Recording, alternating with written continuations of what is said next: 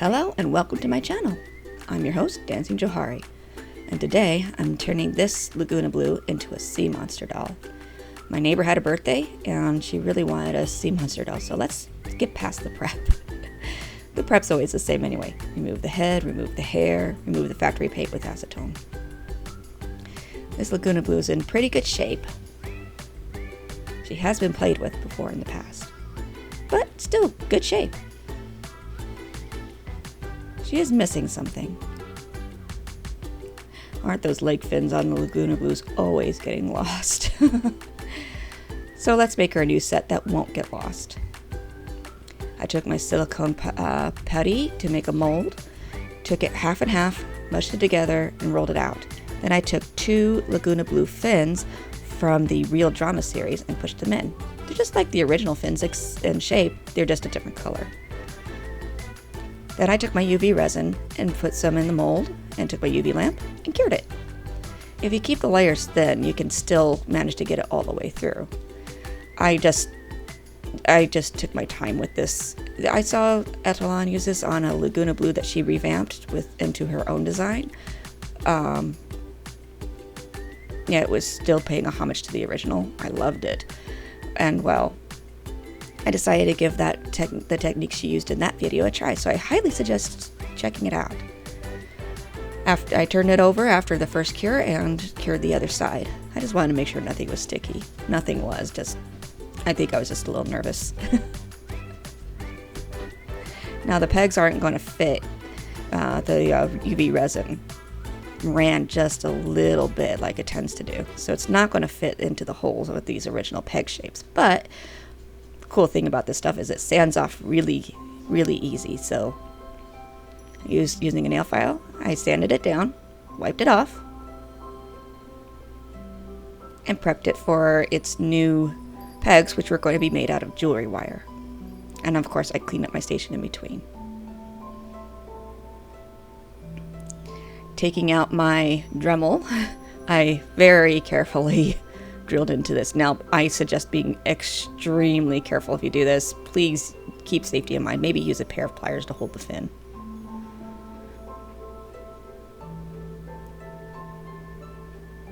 Once the holes were deep enough, I cleaned off my station again. I don't want any crusty bits getting into that.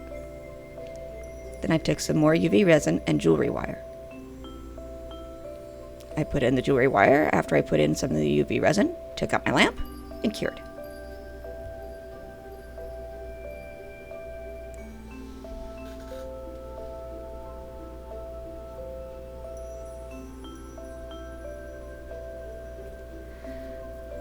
Now, you might think that the wires are a bit long. I did that for a reason. You'll see later.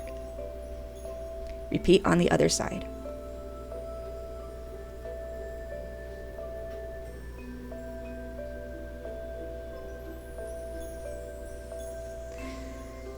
The cool thing about this is I am going to make these nice and shiny and iridescent, just like real fins.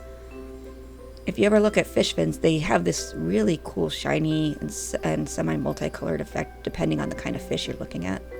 And I really wanted to do that here. So I broke out my No Wipe Gel Top Coat by Kiara Sky, although you can use any kind brand that you have on hand, but just make sure it's no wipe because we're going to use chrome powder, and chrome powder doesn't work with the stuff that you have to wipe down. You have to use the no wipe stuff. Once the first layer of gel polish is on, cure it.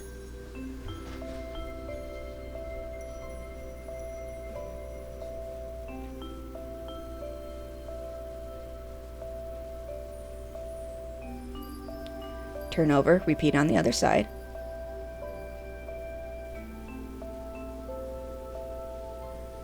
And if you're wondering, I'm curing these for 90 seconds each. Or maybe it was 60 seconds each. I think it was 90 actually, about a minute and a half.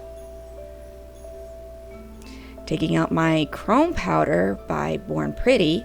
I found this stuff on Etsy years ago when I used to do my own nails. And I love this stuff. You don't have to use a colored polish underneath.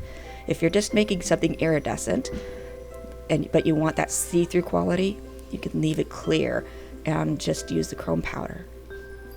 make sure that you put another coat of gel polish on top. Still, stick with the no wipe. Saves time too. Once that's cured, do the other side.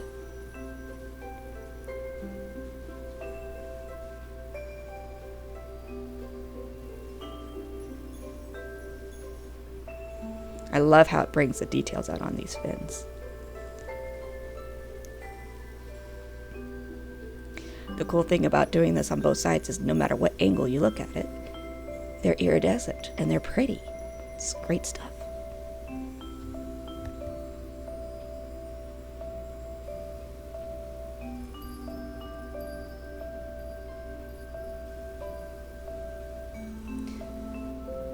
And on the other side, I apparently had forgotten to put on a little bit of chrome powder on that one. So let's do it. Make sure that's pretty on both sides.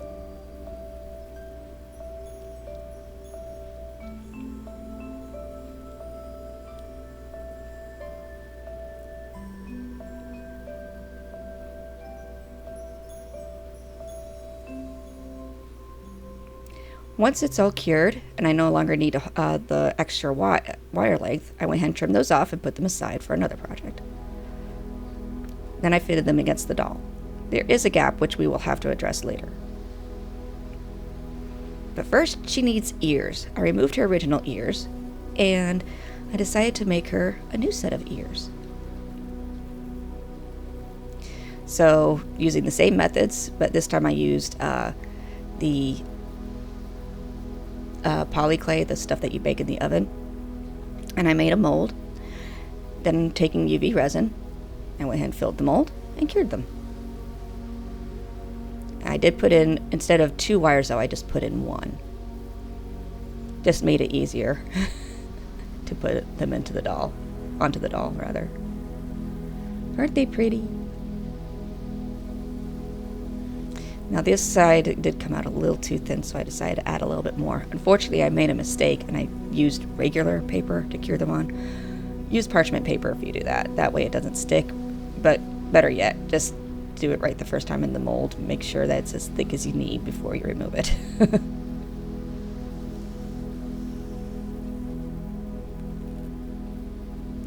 Here they are all done.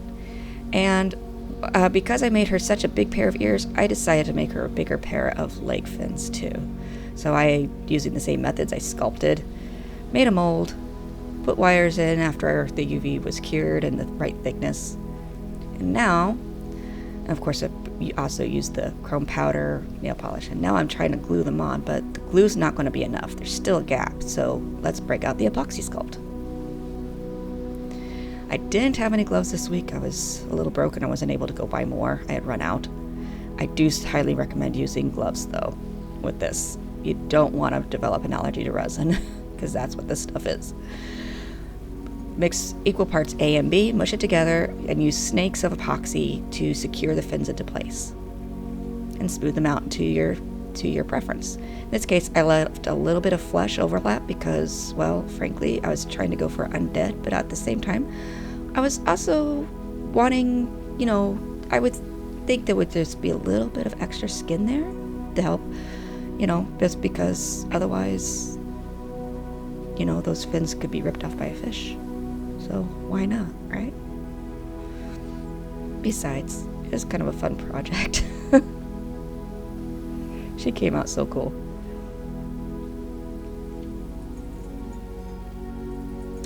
Once the epoxy. Well, of course, I have to do the same thing for the ears. I had removed the original ears. Oh, I also wet down the epoxy and smoothed it out as much as I could to get it the look that I was going for. You can also sand it afterwards if you want it even smoother and want it to be a seamless transition. Now, I poked the wire, use a pin, poked the wire into the head, and then once I had it there, I twisted the end of the wire, and I used epoxy to make the gap, to close up the gap between the ear and the head, and help hold it into place. Those ears are not coming off. Once everything is smoothed out to your satisfaction, set aside to cure.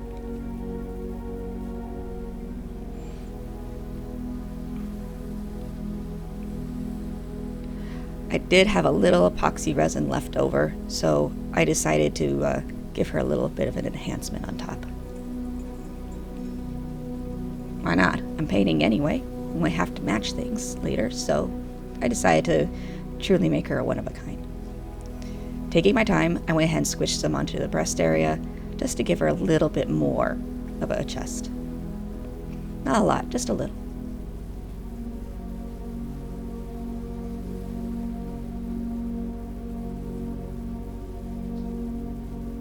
And of course I used water to smooth things down until I got the look that I was going for.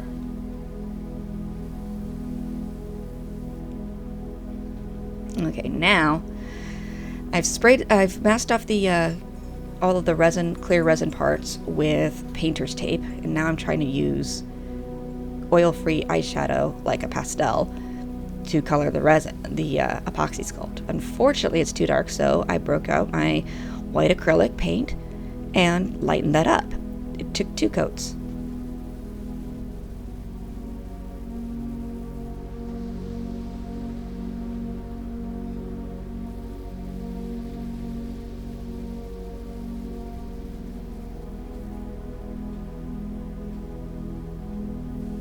And yes, I did all of the epoxy sculpt that I used. I wanted to make sure I could match the skin also, because we're going to try to go for a seamless transition. Also, don't forget to do the ears.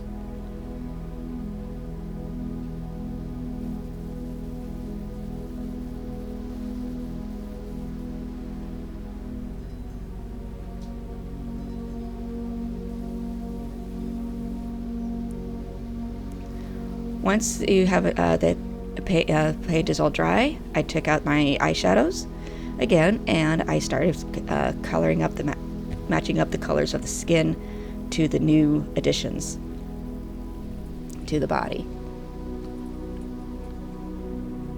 And while I had those out, I went ahead and blushed the body too. It brings life to the static plastic, so it really does make a difference. I try to make sure that things like this look as realistic as possible. Well, maybe not. It'll just look better than a traditional doll would. Most dolls don't have blushing unless they're one of a kind. So I blushed around the joints, around the hips, the knees, the ankles, the feet, fingers, wrists, elbows, and shoulders. Also down the back and down the belly, and around the collarbones and anything else that just really needed shading. It makes a difference.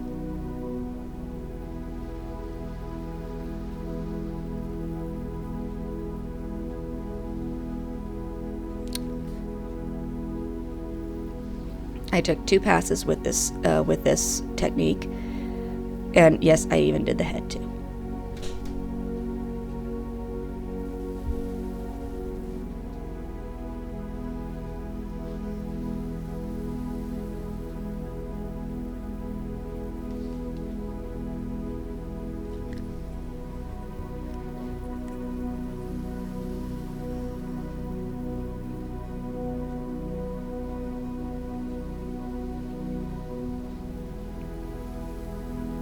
And of course I did around the ears, and I gave her some contouring and blushing on the face and the head. I want to make her look as good as possible for my neighbor. Totally worth the effort. I believe I took 2 passes of blushing for both the body and for the head.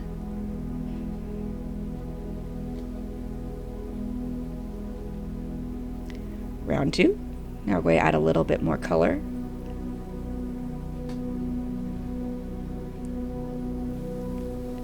And help bring out those details.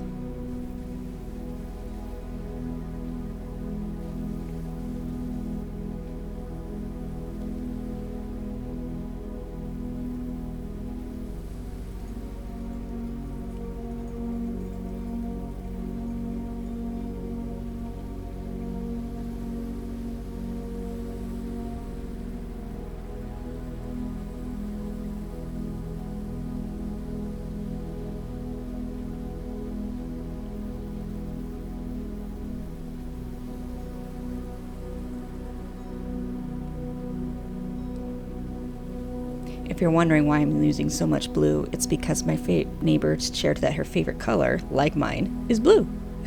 So I naturally said, yes! Don't worry, there's another color or two into the palette, but it's going to be a lot of different shades of blue. I guess you could call this one of my blue dolls.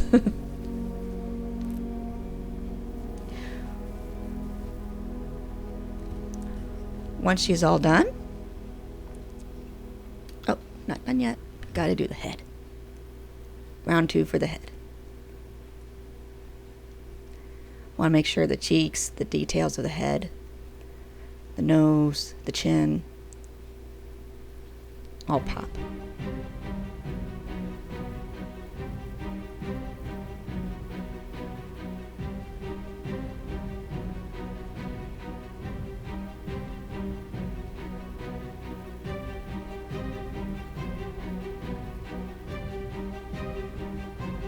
After another coat of super clear, I started on her face up.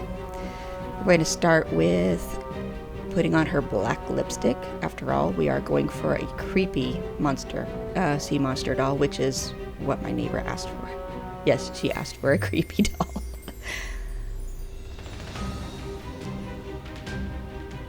Use a kneaded eraser to clean up any mistakes.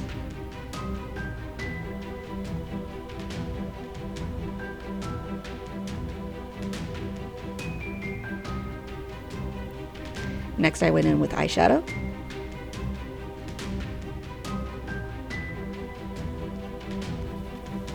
Then I began the basic shape for the eyebrows.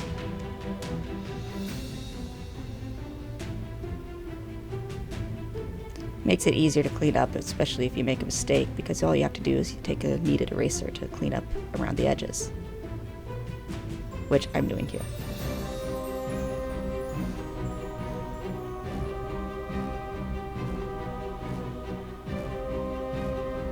I also gave her black blush on her cheeks.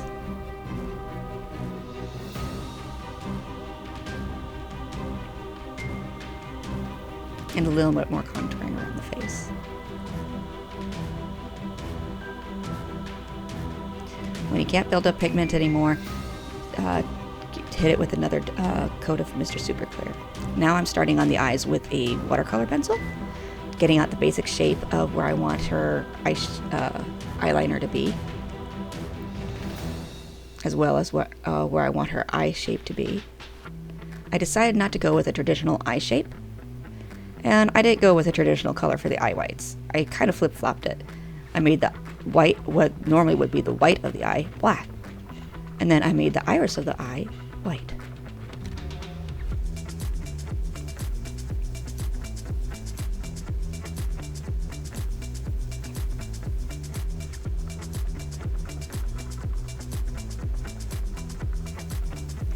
And if you make a mistake, again, kneaded eraser is great.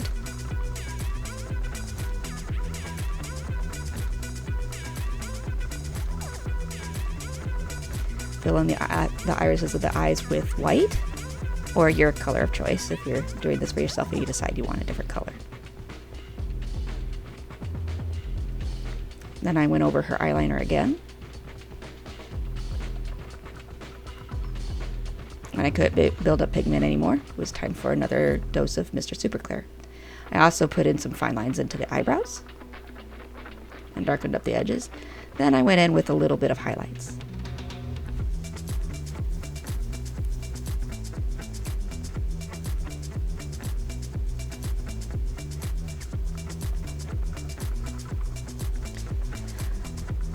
I put the highlights under each eyebrow, along the cupid's bow, and around the eyes. Time for another coat of Super Clear. Trying to get those blacks as black as I can with that watercolor pencil.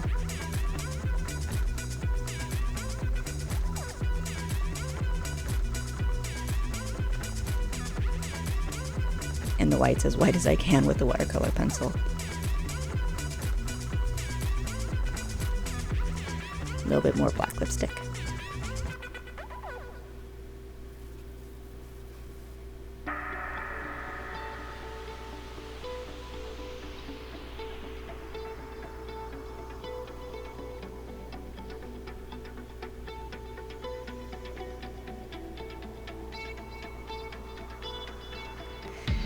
And when you can't build up color anymore and you've saved it with another layer of super clear, I went ahead and broke out my gouache paints to brighten up the whites. Cool thing about gouache is if they dry out, just add in some water. It reactivates them and they turn back into their original, they absorb the water and turn back into their original consistency. Now those whites look white.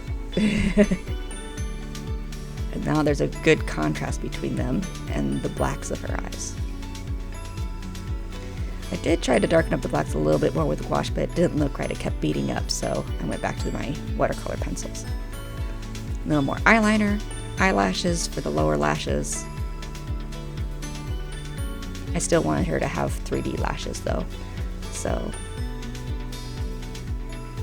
I didn't do the top ones. I think I did pretty good on the eyelashes this time. They came out nice and delicate.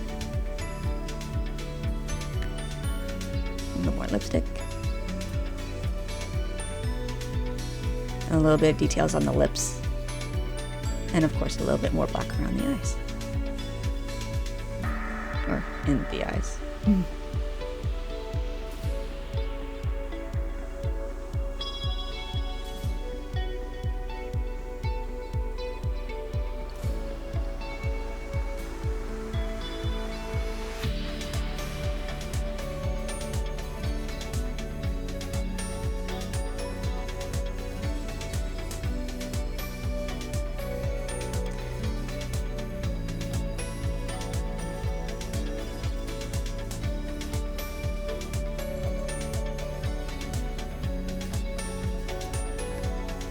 When you're happy, save the last coat with one more spray of Mr. Super Clear, and then I broke out my fabric and paper craft glue, and I'm going to put on some glow-in-the-dark powder.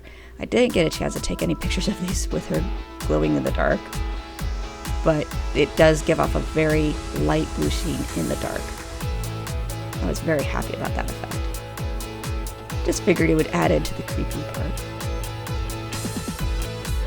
And of course, I took Liquitex Gloss Varnish to make the lips extra shiny, even though I had my last coat of spray was actually with semi-gloss, Mr. Super Clear. But I wanted those lips to really look extra shiny, so, and the eyes too, to make them stand out. Of course, you have to wait till the glue is completely dry before doing that.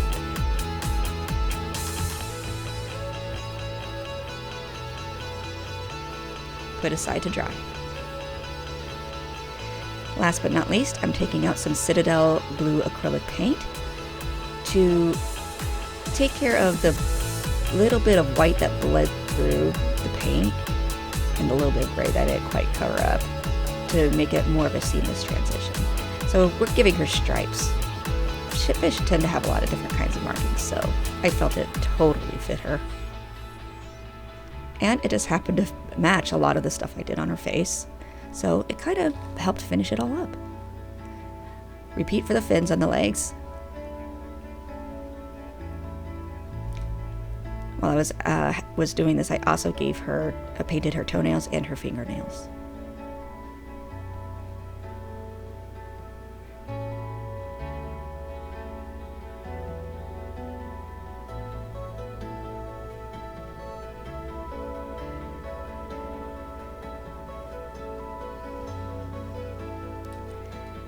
Then I also repeated it around the arm fins too, just to tie everything together.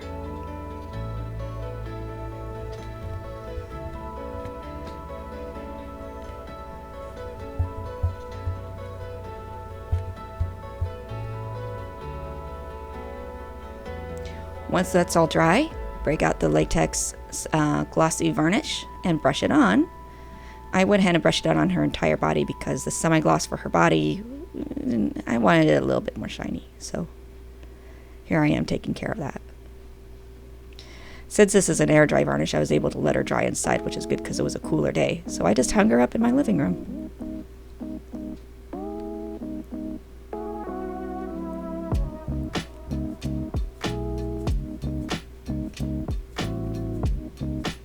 yes, I do mean I hung her up. I had to get a little innovative about it though. But here she is hanging out. Onto the face. Repeat with the stripes on the ears.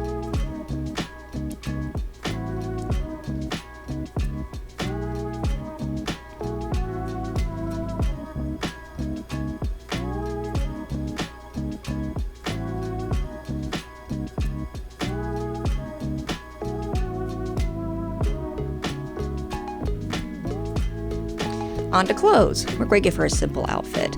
Her leg fins make it difficult to get her dressed with a whole lot, so we're going to give her just a simple wraparound skirt, which I made using fabric glue, spare pieces of cloth that I fray checked, and ribbon.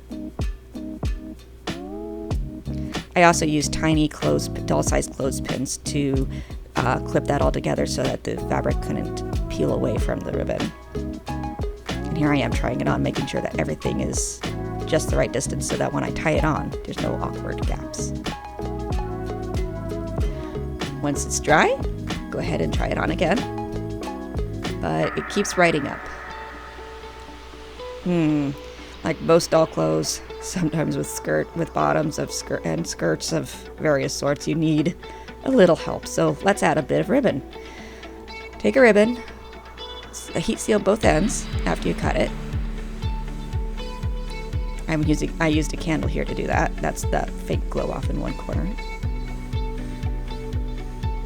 Be careful not to catch it on fire. Blow it out afterwards. And once it's cool, glue it onto the fabric on the inside, not the outside. Clip in place with the clip. Once that's all dry on both sides, front and back, you can put the skirt on and look, now it stays in place. Let's make her a top out using the same ribbon. And some jewelry loops.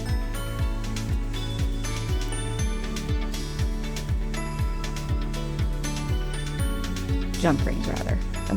Jump rings. I did end up putting just a couple stitches. I was trying to go for a clean, no-stitch look, but I did have to put a couple stitches on each end. The glue wasn't quite enough for the ribbon. Then, of course, I used smaller ribbon to tie the top on once it was completely dry.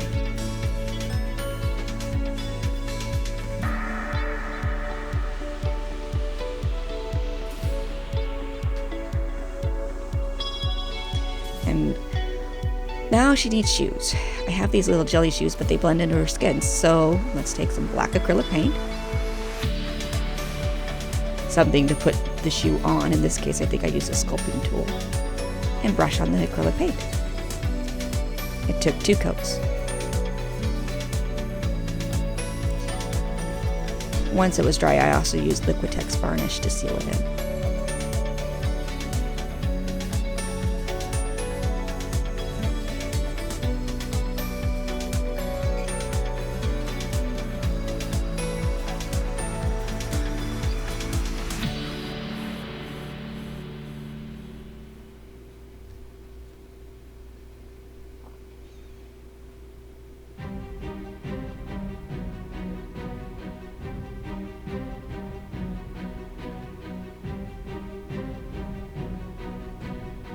And this is how it came out. Isn't it cute?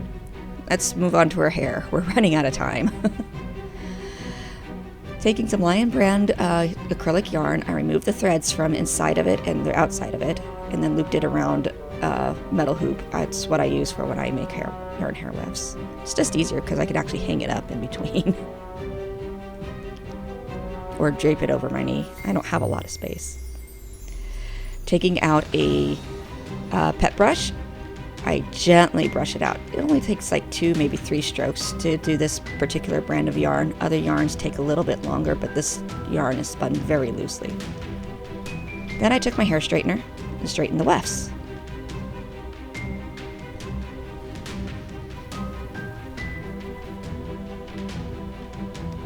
Using a little bit of plastic over the tile, I take my fabric and paper craft glue by Elmer's, and I brush it on to the tile, and then I brush it through the yarn hair wefts after I cut them.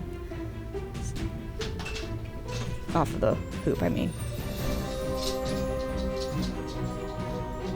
I think I left her hair just kind of naturally long. The only things I cut were her bangs. Make sure that you get all the way through the fiber just to make sure that nothing's going to come apart. Using Modge Podge, I added the baby hairs off camera, and now here I am starting on the hair wefts on the back. I went round and around, going up the back, and made a part in the middle, and gave her bangs in the front. It takes a bit of time. I suggest watching Mizukido's videos on how to make a wig. It's kind of the same techniques I used here, except I just was gluing it straight to the head. At this point, I was already almost 2 weeks into this project, and I wanted to get it done so I could give it to my neighbor, as it was her birthday was already over at this point. But she knew that I was working on something for her, so she was really excited about it. Told me to take my time. But I didn't want to take too long. We have other projects to get onto. Now, because the webbing on the fingers and the arm fins don't match, I went ahead and matched them using the same techniques I used earlier on the resin. Yes, it's compatible.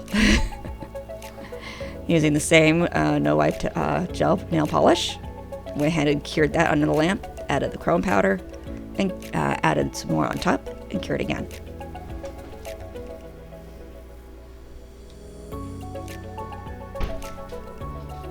I just love how it goes from being kind of a plain looking fin to suddenly looking like it's magic.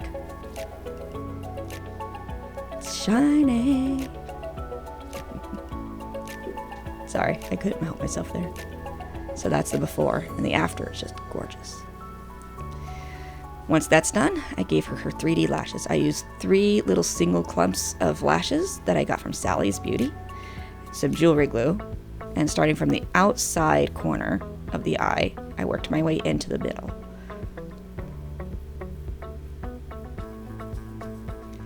Using my tweezers, I place them very carefully, and once I have the angle that I want, I leave them to dry. This is a little time consuming. Here she is, all done. I hope you enjoyed this video. I really love how this doll came out. I'm going to miss her, but my neighbor's really going to love her. Please like and subscribe if you like this video, and hit the notification bells so that you don't miss a video upload. Thank you so much. I hope you enjoyed. Have a great day, and thank you for watching.